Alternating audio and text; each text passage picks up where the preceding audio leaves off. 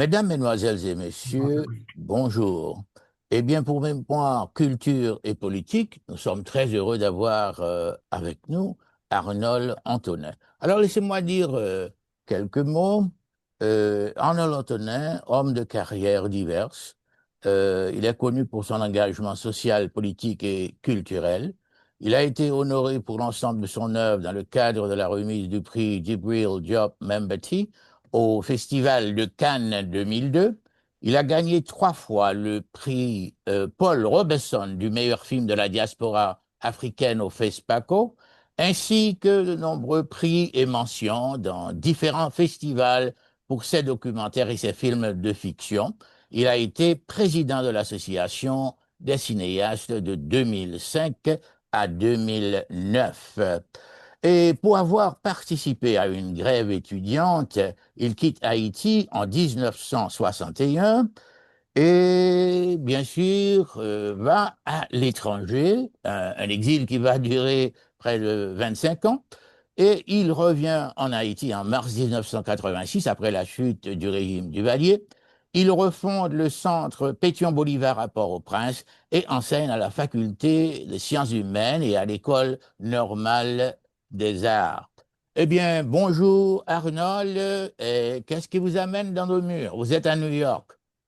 Oui, bonjour France, je suis à New York, invité par l'association, la Fondation Toussaint Louverture, l'association AMUC de Jean Refusé et par le Brooklyn College pour passer mes derniers films, enfin quelques-uns de mes derniers films, et ouvrir un débat avec le public, les amis de New York et les étudiants du Brooklyn College. Voilà.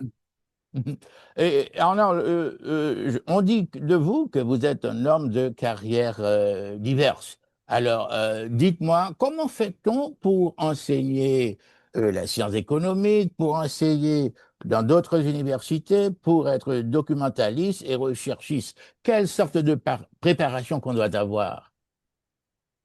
Bon, écoute, moi, j'ai fait des études d'économie et à l'université et puis je me suis lancé dans la réalisation cinématographique et nous publions des petites revues clandestines et à un certain moment, je me suis posé la question, et dans un pays, il faut se rappeler qu'en dans les années 60, il y avait presque 90% d'analphabètes en Haïti, qu'avec nos textes et nos écrits, on touchait très peu de gens, donc qu'il fallait utiliser les moyens audiovisuels pour atteindre plus de gens.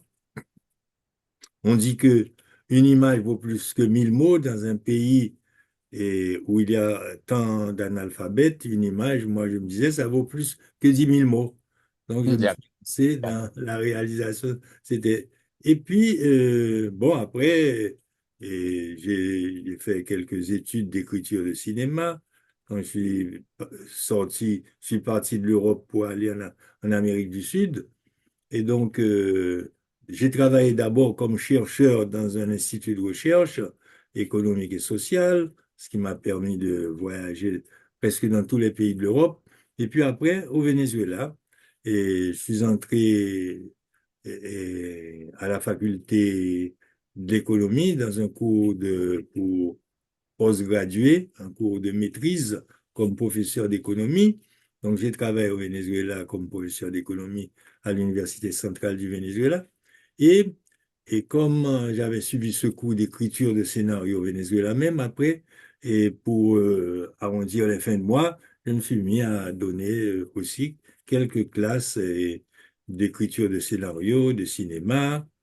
Et puis, de retour en Haïti en mars 86, et donc, j'ai commencé pour gagner ma vie et à travailler à l'université et à la faculté des sciences humaines plus exactement, et puis à l'École nationale des arts, à l'ENARTS. D'accord, Et, d'accord. puis, bon, et en même temps, je me suis mis à faire des films audiovisuels et non, des diaporamas plus exactement, c'est-à-dire des montages de diapositives et qu'on projetait dans des carrousels. euh, et puis, à l'étranger, j'avais fait 4 films. Haïti, le chemin de la liberté. Bon, Duvalier accusé, d'abord, qui était plutôt plus qu'un film, c'était un reportage. Après, j'ai fait Haïti, le chemin de la liberté, qui était un film très long, une espèce de somme sur l'histoire d'Haïti de Christophe Colomb à Jean-Claude Duvalier. Puis j'ai fait, pour approfondir certains aspects de la dictature, j'ai voulu voir comment ça se passait du côté des écrivains. J'ai fait un tonton Macoute, Petit lettre un poète, sur la répression contre les intellectuels en Haïti et la question du rapport entre le français et le créole. Puis j'ai fait Art naïf et répression en Haïti sur la production plastique en Haïti. Et puis après, j'ai fait un petit docudrama en faisant jouer leur propre rôle aux journalistes de Radio Haïti que j'ai appelé Le droit à la parole. Bon parole va by Babouquet Panzou. Et puis voilà, et de retour, donc je filmais sur pellicule, tu vois. Bon, d'accord. Et Et Arnold, avec vos films là, de vos films émerge beaucoup d'humour. Par exemple, je prends par hasard Les Amours d'un zombie. Hein, on rit beaucoup. Il se peut que cela traite de quelque chose de très sérieux, mais Les Amours d'un zombie, ça fait rire à tout le monde. Le président a-t-il le sida? Encore un titre assez imaginatif. Mais il y a également 1975, Haïti, le chemin de la liberté. 120 minutes, etc. Votre premier long métrage haïtien. Parlez-nous un peu de ça. de ce film-là, bon, Oui, le chemin de la liberté. Chemin de la liberté, comme je disais, après avoir fait Duvalier accusé, qui était un petit reportage, mais où un compatriote, Justin Castra, est malheureusement décédé, qui avait été aussi un ami d'enfance, il prend la parole devant le tribunal Bertrand Russell à visage découvert. Et il dresse un réquisitoire formidable contre la dictature des Duvalier. Et après cela, je me suis dit, et vu le succès qu'avait eu ce petit court-métrage, les Haïtiens étaient tellement contents, il faut faire quelque chose de plus consistant, disons, et évidemment de plus long. Donc j'ai fait Haïti, le chemin de la liberté, et film dans lequel je montre l'exploitation du peuple haïtien, des habitants de notre terre, depuis l'arrivée de Christophe Colomb jusqu'à Jean-Claude Duvalier. D'accord, Et les différents aspects de cette répression et de cette exploitation du peuple. d'accord, Et puis, j'essaie de faire une proposition de solution. J'appelle, avec mes camarades d'alors qui avaient contribué à la production du film, à une unité du peuple haïtien pour instaurer la démocratie en Haïti, résoudre les problèmes du sous-développement, mettre le pays donc sur les rails du développement économique, de l'état de droit et de l'état de développement. Voilà. Donc c'est ça d'accord, un peu le film avec non avec des interventions de gens qui vont évidemment rester des personnages historiques comme Ulrich Joly qui avait été un grand dirigeant syndical, qui avait été emprisonné, libéré par les Duvalier. Il est tombé à Paris. Et là, il a rencontré aussi son copain, Rodolphe Moïse, qui avait été un cousin de François Duvalier, mais qui avait été emprisonné par François Duvalier également, et qui avait été un syndicaliste et un dirigeant du parti PPLN à ce moment-là. Et puis, il y a Anna qui avait été libérée de prison, qui devient la femme de Rudolf Moïse et qui était une des rares femmes prisonnières à avoir survécu à l'horreur des geôles duvalieristes. Arnaud, je relève quelque chose vers 1976. Art naïf et répression en Haïti. Alors là, il y a d'abord illustration, si vous voulez, de l'art naïf, qu'est-ce que c'est probablement, et mais comment est-ce qu'on l'utilise pour que cela, enfin, vous livre la répression qui se fait en Haïti. D'un côté, c'est l'art naïf, de l'autre, c'est la répression. Alors, comment est-ce qu'on fait Non, tout ça à travers ce ensemble? film, Art naïf et répression en Haïti, qui a été primé, qui a eu beaucoup de succès, et je pourrais dire, mais qui en même temps a créé de la polémique, j'ai essayé de démonter trois mécanismes. Et le mécanisme de l'exploitation et politique de l'art naïf, et où les Duvalier présentaient l'art naïf comme leur meilleur ambassadeur à l'étranger, parce que, et l'art naïf, c'était des paysages idylliques, avec des animaux exotiques, d'ailleurs, qui n'existent même pas en Haïti, l'arche de Noé et tout ça. Donc, et sans, c'est-à-dire c'est un film aussi qui appelle à la liberté de création, parce que pratiquement l'art en Haïti ne pouvait exister que s'il était naïf. Or, tous les artistes n'étaient pas des naïfs. Puis, j'ai aussi dénoncé l'exploitation économique et commerciale qu'on faisait de cet art naïf. D'accord. Imagine-toi qu'il y avait des galeries où l'on demandait aux gens de peindre, que sais-je moi, de 2 mètres, et après on le découpait en petits morceaux pour de ce tableau en tirer une dizaine qu'on vendait à prix d'or alors qu'on payait des pittances aux peintres.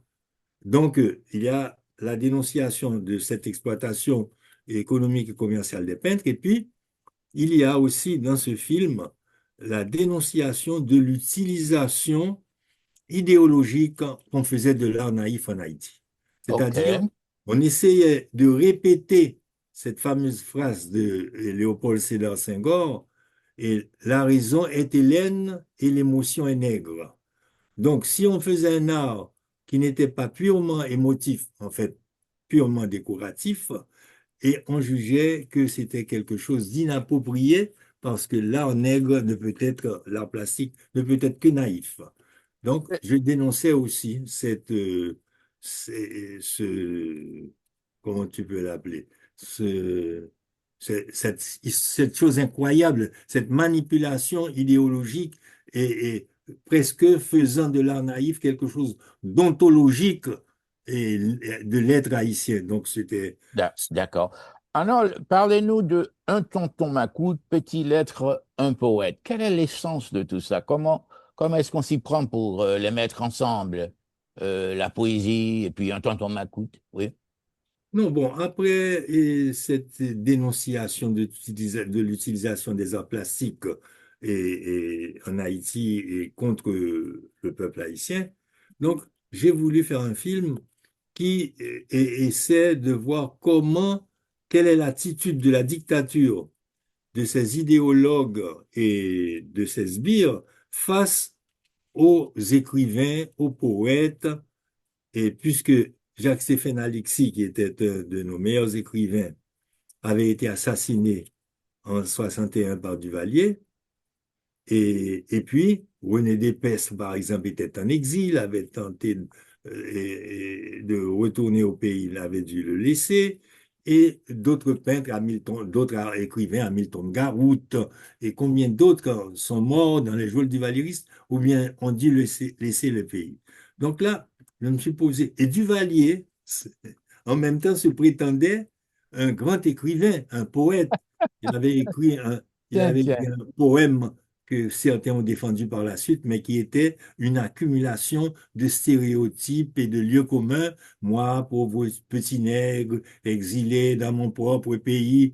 Donc, toute une lamentation autour de sa situation de petit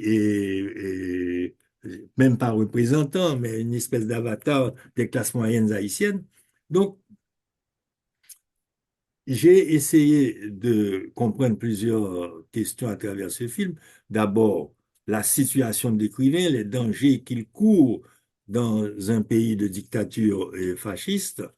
d'un côté, de l'autre, et la façon des dictateurs, du dictateur et de ses sbires d'aborder le problème et de l'écriture, de l'écrivain et de l'esthétique en Haïti.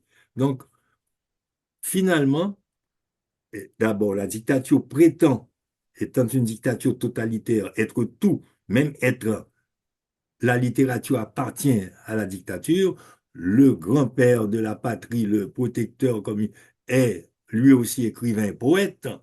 D'ailleurs, on raconte qu'il avait une jalousie incroyable vis-à-vis de Jacques Stéphane Alexis, parce que Jacques Stéphane Alexis avait publié 4 romans aux éditions les plus prestigieuses de France, qui sont les éditions Gallimard, et dans la colonne qu'on appelle la colonne blanche.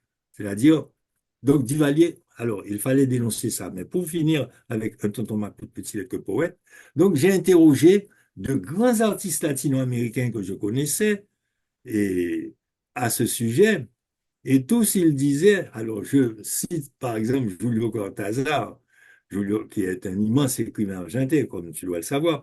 Donc Julio Cortázar a répondu dans le film, moi je vois difficilement un tonton Macoute poète, et encore plus difficilement un poète tonton Macoute. Bon. Donc, mais bon, mais ça a Euh, ouvert un débat, figure-toi, Franz, parce que je sais que c'est important pour toi qui écris des essais et qui t'intéresse énormément à la littérature. C'est la relation qui existe entre la production esthétique et la position politique et morale. Donc, c'est une relation entre esthétique et éthique pratiquement. d'accord. Il n'est pas toujours dit que quelqu'un qui est un grand artiste est en même temps quelqu'un qui soit éthiquement irréprochable. Je prends le cas de quelqu'un, j'avais un livre de Ferdinand Céline chez moi, D'accord. Voyage au bout de la nuit, que j'ai jamais voulu lire parce que j'avais entendu Céline prendre la parole et débiter des horreurs racistes, pour fascistes. Mais quand j'ai lu le livre, il n'y a pas un mois que j'ai décidé de le lire malgré tout, parce que c'était dans les rayons de ma bibliothèque et je ne l'avais pas touché. Donc je me mets à le lire et le livre me captive.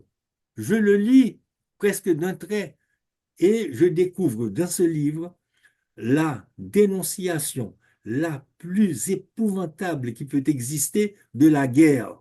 Donc c'est un livre pacifiste, mais vu d'en bas, mais pas vu du point de vue d'un héros d'en bas et romantique, mais de quelqu'un qui est aussi sordide que la guerre elle-même. Donc c'est incroyable. Donc tu vois, D'accord. Gabriele D'Annunzio, c'était un poète, grand poète, D'Annunzio, D'accord. fasciste. Arnold, Donc ça peut arriver, mais dans le cas d'Haïti, ça n'a pas été le cas. Parce que dans le d'accord, cas d'accord, d'Haïti, ça a été médiocrité de tous les points de vue et répression, oppression en même temps. d'accord. Alors, Arnold, il y a quelque chose qui m'intéresse. Vers 1989, apparu La drogue ne pardonne pas. Qu'est-ce qui a nécessité la création de ce film? La drogue Bon, ne pardonne pas. c'est qu'en Haïti, et j'ai découvert que non seulement c'était une plaque tournante du trafic et de la drogue et dans la Caraïbe et en Amérique, mais qu'il y avait aussi des gens qui consommaient, qui se droguaient et, au booze, à la cocaïne. Et j'ai connu le cas particulier d'une mère de famille et sœur d'un ami à ma famille qui m'appelle un jour et qui me dit, Monsieur Antonet, s'il vous plaît, je sais que vous avez des relations, etc. Aidez-moi à faire emprisonner mon fils. Mais, s'il vous plaît, demandez au chef de la police qu'on ne le maltraite pas en prison, qu'on le passe par tabac, mais faites-le emprisonner parce que je n'en peux plus. Ça m'a semblé une tragédie grecque horrible. La mère qui demande qu'on emprisonne son fils, mais qui continue à avoir son sentiment maternel et qui demande qu'on ne le torture pas comme on le fait dans les prisons haïtiennes.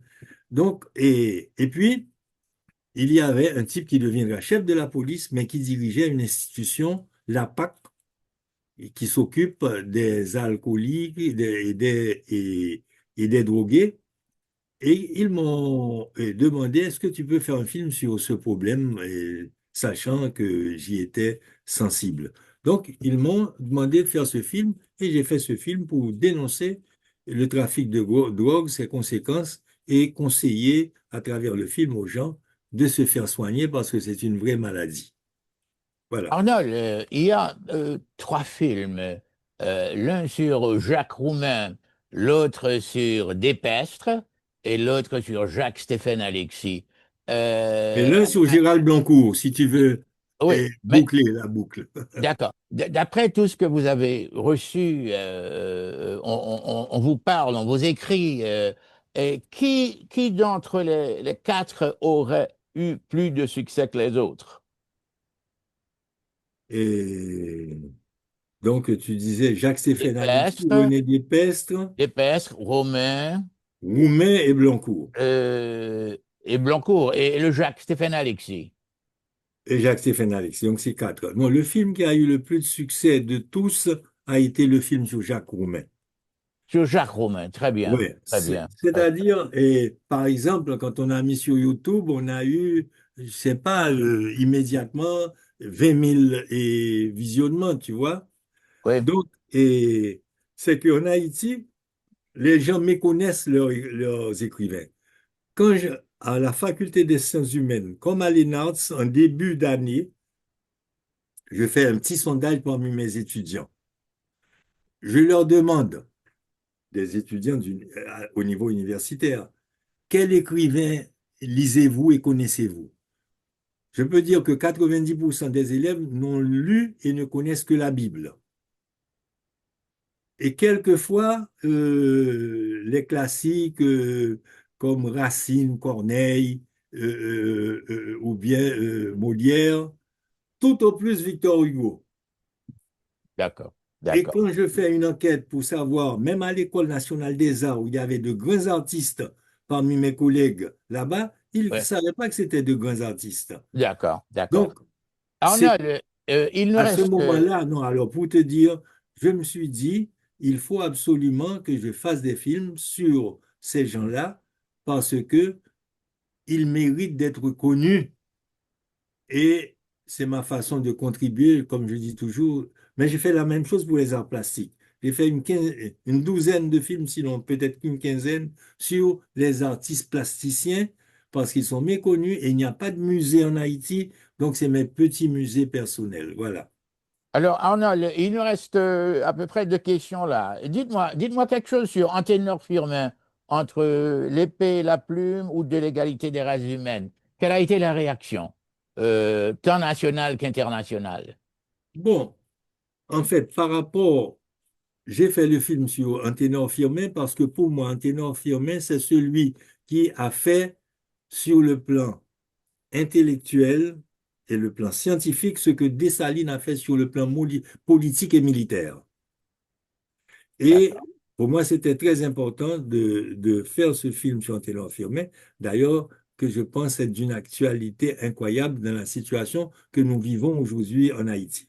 d'accord. Mais bon, par rapport à Dessalines, le film n'a pas eu un succès énorme. Dessalines a été projeté à la télévision, en Martinique, Guadeloupe, en Guyane, en France, en Haïti, et on l'a passé dans beaucoup d'universités américaines avec des professeurs américains qui l'ont passé, qui m'ont interviewé. On a fait et ça n'a pas été le cas pour un ténor Firmin. Probablement, tu sais qu'un ténor Firmin, et c'est tout récemment seulement qu'on l'a traduit en anglais. Et que même dans son livre, le livre de Diop sur ce que Firmin avait déjà fait, démontrer que la culture et la civilisation égyptienne était une civilisation négroïde, ou bien je ne sais pas comment on pourrait dire, nègre, eh bien, lui, il l'a totalement ignoré. Et donc, il était ignoré par les anthropologues. Il a fondé l'anthropologie pratiquement. Un des fondateurs, Anténor Firmin. On l'ignore sur le plan scientifique et sur le plan politique. Ce n'est que récemment en Haïti, on a commencé à parler d'Anténor Firmin. Il y a eu deux colloques très importants et, Mais j'ai été faire une enquête au lycée Anténor-Firmin parmi les élèves. Le film commence comme ça. Et aucun des élèves ne savait qui était. Ils sont des élèves du lycée Anténor-Firmin, ils ne savent pas qui est Anténor-Firmin. D'accord. Donc, tu vois, Et maintenant, qu'est-ce que vous avez pour, dans un avenir immédiat? Vous travaillez sur quelque chose? Vous travaillez toujours? bon, écoute, bon, c'est une façon de se consoler aussi et de survivre en Haïti. Et c'est-à-dire de survivre pas du point de vue matériel, mais de sentir qu'on fait quelque chose, qu'on n'est pas complètement asphyxié par ce qui se passe au pays, tu vois, et que c'est une façon de vaincre la peur. Mais bon, D'ac- cela étant dit, D'accord. après tous les films que j'ai faits et avec toutes les péripéties par lesquelles je suis passé pour faire ces films, j'ai Bien fait sûr. un dernier petit film, c'est mon dernier film, et qui a été pour moi une consolation. C'est Les enfants musiciens de Sainte-Suzanne. D'accord. Alors, Hein. Arnold, je vous souhaite un très, très bon séjour ici à New York. Et puis, j'espère qu'on va se revoir bientôt. Merci de m'avoir accordé Certainement. cette entrevue. Merci à toi, France. Je te souhaite de continuer à faire du bon travail également dans le domaine de la littérature et faire connaître. Tu as écrit sur Jacques Stéphane, sur René Despestre également. C'est Et ça. donc, c'est C'est ça. formidable. Alors, je dois D'accord. dire qu'après le film sur Jacques Roumain, c'est le film sur René Despestre qui a eu le plus de succès. D'accord. Merci et à bientôt, j'espère. À bientôt. Merci beaucoup.